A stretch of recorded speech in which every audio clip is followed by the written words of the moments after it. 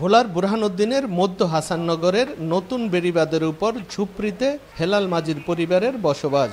মেঘনার কয়েক দফা ভাঙনে ভিটেবাড়ি হারিয়ে পরিবারের সর্বশেষ বসতি গড়ে বাঁধের ঢালে।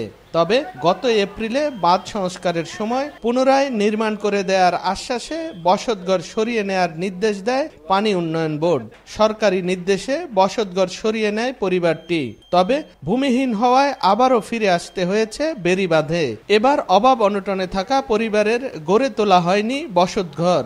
ঝড় বাদল হইলে বৃষ্টি তুফান আইয়ে বা টিন টুন উড়িয়ে যায়, ঘর ভাঙ্গা চুরা লইয়া যায়। হেলাল মাজির মতো অবস্থা হাসাননগর ও টকবি ইউনিয়নের কয়েকশো ভূমিহীন পরিবারের। আশ্রয় নিয়েছে যে যার মতো। উপায় না পেয়ে অনেক পরিবার আবারও ফিরেছে বেড়িবাঁধে।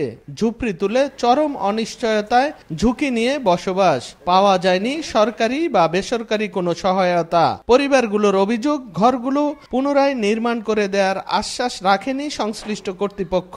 এখন আমরা ঘর উড়তে গেলে আমাদের সবাই বাধা দেয়, যার জায়গায় হেও বাধা দেয়। 2-3 করে ঘর ভাঙলে মিস্ত্রি কষ্ট দিবে, ঘর ভাঙলে ঘর একখান থাকবে, পরে আবার বেরিয়ে হওয়ার পর ঘর উড়তে গেছে একটা কেউ দেয় না, পরে আমার মানুষের ঘর থাই।